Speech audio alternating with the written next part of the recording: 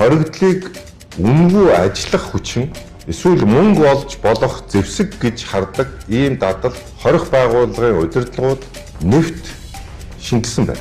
Энэ бол бүр дадал болж өөрчлөсөн байна. Хоригдлуудаар дамжуулж мөнгө хийдэг.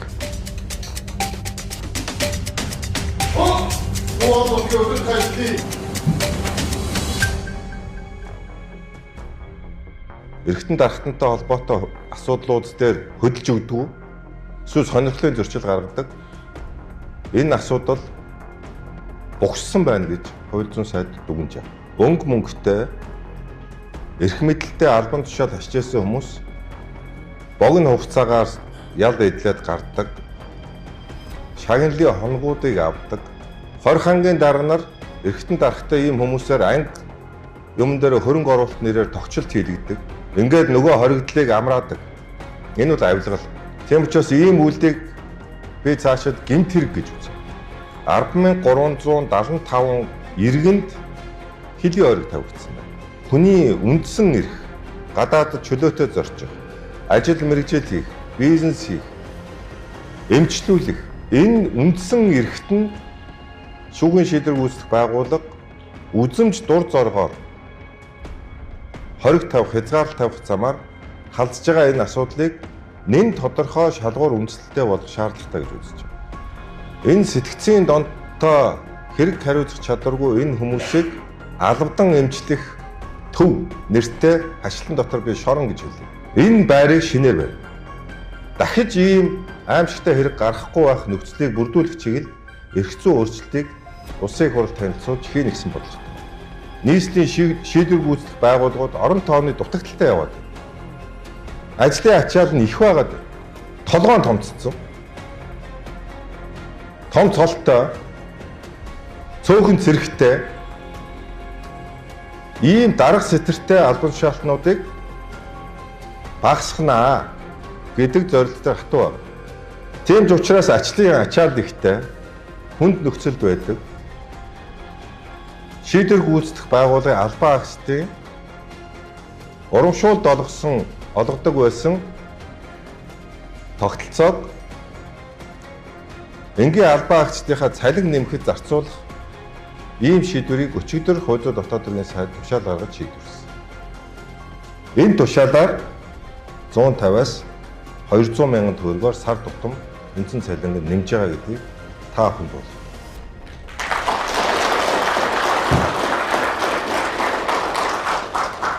Мөрдөстэй цэрэг хүмүүсийн ажлыг хөндийг бол би мэднэ. Та бүхнийг хамгаалах үедээ хинээр ч хилүүлэхгүйгээр хамгаалж ажиллана. Энэ тогтолцооны өөрчлөлт, эрх зүйн шинжилэл, сэтгэлгээний өөрчлөлт, бодлогын өөрчлөлтүүд хэрэгжүүл би 10 жилийн дараа шүүхийн шийдвэр гүйцэтгэх байгууллагын үйл ажиллагааны талаар жилдээ 8,000 иргэний гомдол хууль зүйн сайдд ирдэг биш. Хууль зүйн сайдын нэр дээр энэ байгууллагын талаар нэг ч өргөдөл гомдол ирдэггүй байгаасаа гэж бодож өнөөдөр та бүхэнд энэ үг хэлж байна. Одоо хулгайтай тэнцэх ажил үргэлжилж байгаа. Өргөх зовцсон юм шиг нөгөөдөр ингээд тоогоор хэмждэг үзүүлэлт биш ээ. Харин тэднийг өмгөөлөд хамгаалаад байдаг газрууд нь асуудал байна гэж хариулъя.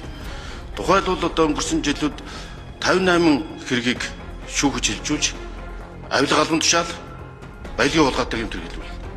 Саяхан хүртэл одоо энэ ашигт малтмлын хэрэглэх газрын дараагаар ажиллаж исэн хүн олон аваатын гэдэг 16,000 кг алттай Монгол улсын одоо чухал алтын нөөцтэй ордыг хулгай хийгээд өгсөн байсныг илрүүлж чадварч байна. Төр цавчаа хийгээд байгаа юм шүү. Одоо ажил олгогч ажилтан хоёрын хооронд одоо ингээд цалин өгсөн авсан хоёрын хооронд бол цавчаа хийгээд ингээд талын хурааж авчаад байгаа юм биш гэдэг тийм үү.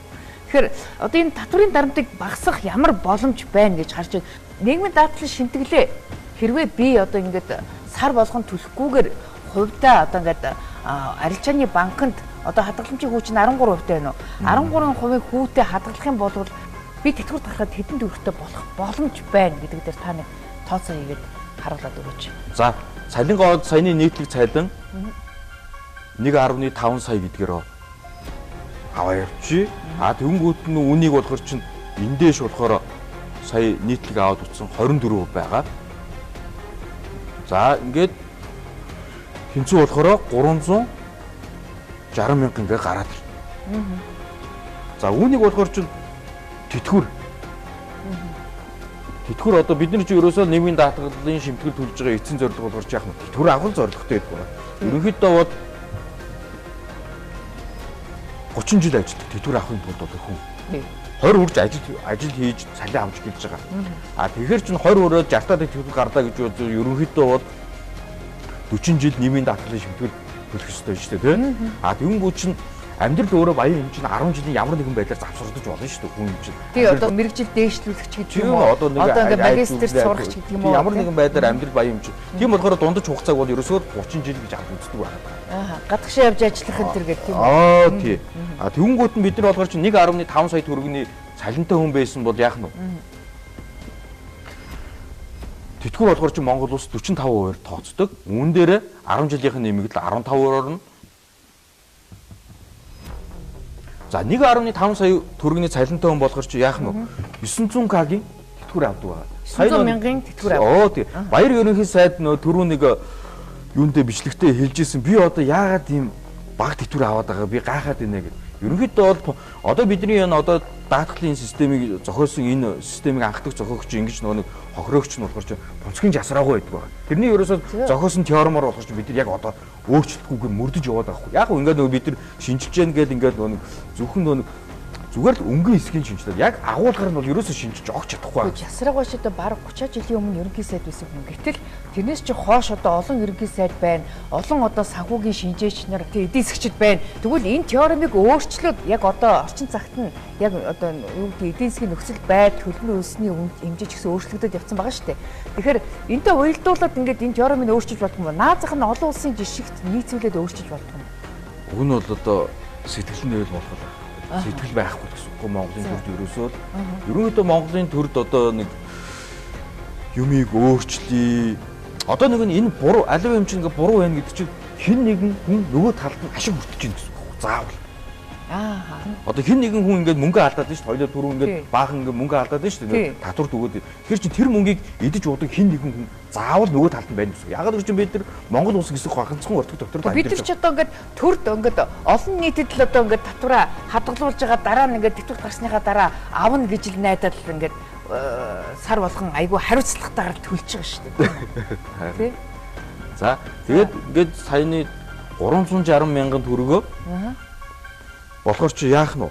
Одоо ерөнхийдөө банкны ерөнхий хадгаламж болохоор чи нэг сарын 1% хүүтэй жилийн нэг 12% дундаж хадгаламж бол ерөнхийдөө нийтлэх гэдэг юм байна. Яг ингээд нэг зарим жижиг банкуд нь жоохон өндөр байхыг үүсэхгүй Монгол улс тий хитрхийн нөө их усэр жоохон татгалтай байдаг болохоор их усэр татгалтай одоо жоохон нэг үгээ нэмээд байгаа шүү дээ. Тэгээд энэ 12% сарын 1% хүүтэй хадгаламж тэгээд үүнийг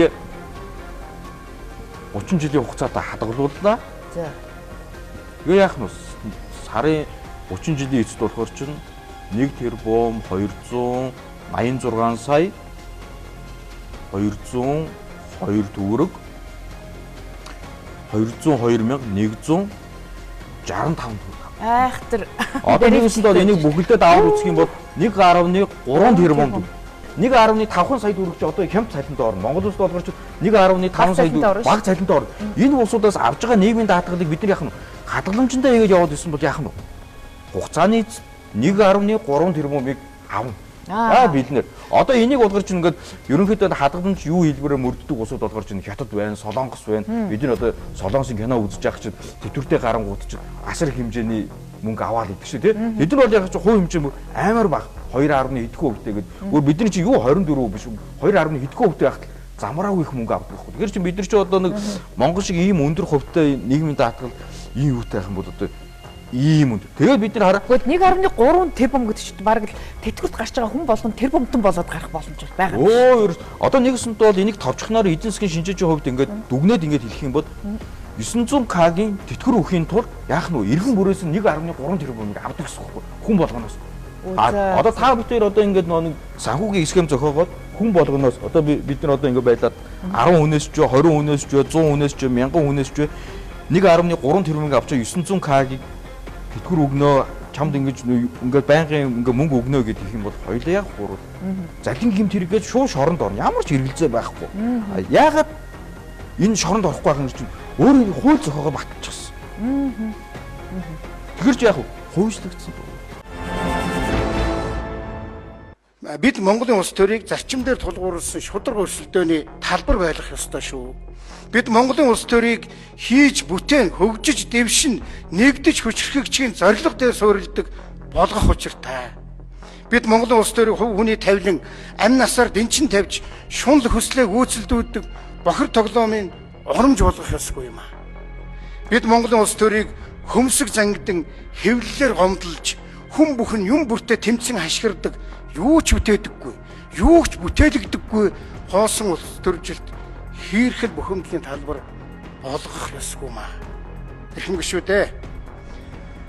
Надаас маш олон хүн яагаад ингэж ардын намтайгаа хамтраа цаашаага гацж төгсрээд айлгүй хөгжлийн төлөө хамтдаа зүтгэж болдоггүй юм бэ гэдээ байнга асуудаг. Энэ асуултын хариулт бол ёс зүй хэм хэмжээний асуудал юм байна. Би Монгол ардын намын 90 гаруй жилийн туршлага зуунаар хэмжигдэх үйл хэргийг нь үүсэхгүй.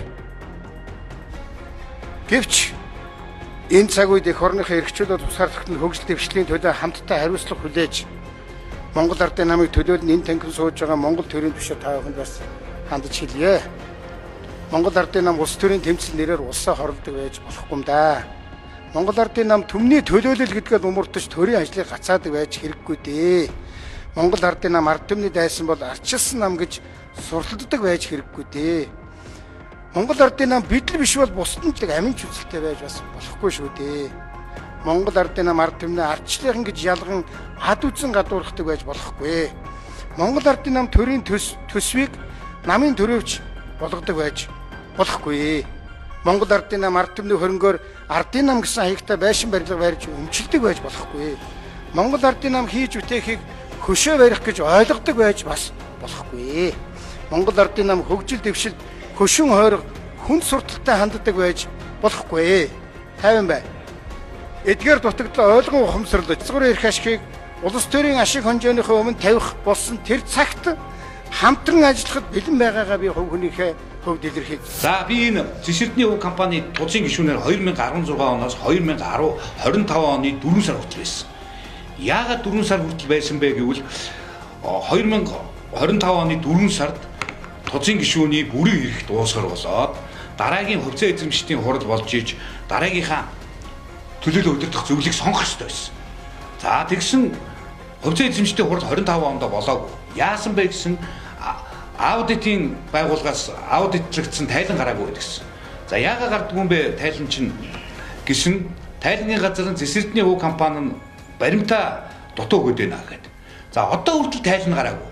За энэ тайлан гарахгүй байгаа хинд ямар ашигтай вэ гэхээр бүх эрх мэдлэл зэс борлуулах, үн тогтоох, үйл ажиллагааны одоо тузаар шийдвэрлэдэг бүх асуудал гүйцэтгэх захирал Мөнхбаатар гэдэг хүн л одоо ганцаараа мэдэж явдаг. Энэ бол зохион байгуулалтаа оюу толгоон гэрээг анх хуулийн өөрчилж байгаад ашигт малтмалын хуулинд өөрчлөлт оруулж байгаад оюу толгоон гэрээг хийж ловер хийсэн гэж бид нар ярьдаг тийм ээ. Монголын ард түмэнд Монгол улс 34% эзэмшдэгэ гэж ярьдаг. Тэгсэн мөртлөө өрөнд ороод идэв. Яг тэрнтэй адилхан схемээр энэ хүн 25 оны 4 сараас хойш төлөөлөл удирдах зөвлөлгүй өөрөө ганцаараа дангаараа шийдвэр гаргахын тулд одоо хүртэл аудитын дүгнэлтийг гаргуулахгүйгээр одоо хүртэл энэ хүн бүх юмыг мэдээ өгч байгаа. За энэ хүн мэдээд энэ ловер нь яаж ихэлсэн бэ гэхээр энэ нөгөө Цэсэрдний өв компани 70% Blue Metals гэдэг компани эзэмшдэг анх. За тэгсэн энэ хүний ард энэ хүн тухайн үеийн одоо Монгол улсын ерөнхий сайд оюун эрдэнэ Лувсан намсраа оюун эрдэнэ манай компани эзэн болж орж ирсэн. За яаж эзэн болж орж ирсэн бэ гэх юм бол энэ Тэрэбаатар гэдэг энэ бол одоо ахна гэдэг байгаа тийм ээ. Энэ Амундраа гэдэг чинь одоо бас л оюун эрдний одоо бүх юмыг хийдэг одоо баруун гарна гэж яригддаг тийм ээ. Нүүрсний хулгайч гэж одоо яригдаад байдаг. Энэ хоёр хүн энэ манай компани Blue Metals-ийн хувьцаа эзэмшигч болж орж ирсэн. За ямар хүнээр дамжиж орж ирсэн бэ гэвэл Тэлмэн гээд өөрийнхөө энэ Амундраа Тэрэбаатар хоёрын одоо өмнөөс гүйдэг Тэлмэн гэдэг залуугаар Занери Амени гэдэг компани байгуулж орж ирсэн. За тэгсэн энэ хүн бас холбогдож орж ирсэн. Норын алтурыг. За энэ хүн энээр дамжиж орж ирсэн бэ гэхээр энэ ажилтны үйлдвэрийг бариад мөнгө төгрөггүй болоод одоо залилуулчлаа, юу ч авч чадсангүй ингээд телевизээр байна. Ярьж идэг энэ Цэвэгжив гэдэг хүн бол энэ Норвеги алтан буюугийн үеэл дүү юм байна. За энэ үеэл дүүгийнх нь хүүхэд нь Сумья Базар гэдэг хүн байна. За энэ Занери Аманыгийн бас хувьцаа эзэмшигч гол толгой үн болж ирсэн. За энэ Занери Аманыгийн энэ Сумья Базарын ард энэ Мөнхбаатар гэдэг хүн бүх юмыг зохион байгуулад өөрөө ард нь хамтран одоо энэ бүх юмыг зохион байгуулж одоо нууцлалын юмтайгаар одоо энийг идэж байна. Би бол одоо бид нар бол ингэж бодож байна. Нөгөө манан бүлэглэлийн эсрэг нөгөө шудраг нөхдүүд чинь өөрсдөө жинхэнэ манан байсан юм байна. Мафчсан төр байгаа мó гэж ярьж байна. Маф гэдэг ойлголт нь өөрөө бидний хувьд болохоор арай өөр ойлголт байдаг. Энэ эрүүгийн гэмтэлтэнгүүд төрийн болон төрийн өндөр албанд шалтангууд дээр нь одоо хууль хүчний байгууллагатай нийлсэн тэгээд нийж гэмтэрэг үйлдэх юмыг маф гэж ийм ойлголт байна. Зүгээр зохион байгуулалтаа ийм юм одоо бүлэг байна уу гэдэг ингэвэл байна. Энэ улсын төсвийг ийжиддэг. Улсын төсөвтөө идэхийн тулд оруулдаг, суулгадаг, батлуулдаг, дараа нь хуваарилдаг, энийг авдаг. Ийм зохион байгуулалттай гэмт бүлэг бол байна шүү. Энэ бол яхарга байхгүй байна. Энэтэй би бас хатуу тэмцэнэ гэж бодож байгаа. Өнөөдрийн цаг нь болсон гэж би ойлгож байгаа шүү. Нийгэм энэ янзаараа ингээд цаашгаа үргэлжлээд юм болгоныг дараад юм болгонтэй одоо нүүрдэ тэгээд энэ улс төр гэж яриад манай намын асуудал, манай улс төрийн асуудал бидний юм ярьж болохгүй гэж ингэж ярьдаг цаг үе чинь болжжээ, өнгөрч. Одоо бүх юм чинь ингээд хууль ёсноогоо дагуу явах ёстой маа гэдгийг энэ нийгмийн уур амьсгал чи өөрөө харуулад байна. Энийний илэрхийлэл одоо би бас өөрөө бодъё гэж бодож байгаа. Та бүхэн бас энэ над бас тусалцаа үзүүлэх байхаа гэж итгэж байна. Сүүлийн үед би 3 дахь асуудал оруулж ирж байна. Өнөөдөр ямар хариу гарахыг мэдэхгүй эхний 2 дээр нь та нар татгалцсан хариу өгсөө. Шудраг ёс гэдэг чинь энэ тангимаас эхлэх ёстой. Хаана байгаа нь тэр шудраг ёс тогтоож өгч байгаа. Та нар энэ хууль ёсыг дээдлэх ёстой гэсэн үндсэн зарчимтай их хурал чинь яагаад энэ хүмүүсийг зүгээр журмынхын дагуу шалгуулж болдгоо. Өнөөдөр түтгэлцгүйгээр шалгалдаа гэж түтгэлзүүлэхгүйгээр шалгаж байгаа хүн жирийн иргэн хоёр чинь шал өөр шүү дээ. Та нар өөрсдөө мэдж байгаа. Зүгээр жирийн иргэний тэр сангийн эвлэгч нь өнөөдөр цагдаа хоригдсон байж байна. Тэгээд цагдаа хоригдсон өнөөдөр их хурлын гишүүн болохоор ингээд суучлаа шүү. Шийдвэр гаргасан хүн. А энэ хүний үүрэг даалгавраар шийдвэр гаргасан хүмүүс нь тэнцээ үүрэг гүйцэтгэсэн хүмүүс нь өнөөдөр цагдаа хоригдоод явж шин. Энэ чинь шударгаас мөн юм уу? Энэ шударгаасыг тогтоогондоо би оруулж ирж шин. Тэгээ эзэмшижсэн хүмүүс нь яг нэг үйлхэд хитэн олигархууд байгаа шүү. Том томоор нь автсан, том бизнесийн бүлэглэлийнхэн цаана бол яг нэг үйлхэд би ямар хардлага байна вэ гэхээр тэр 70 газрыг эзэмшиж байгаа нөхдүүд өөрсдийнхөө газрыг авч үлдэх хүсэл байна.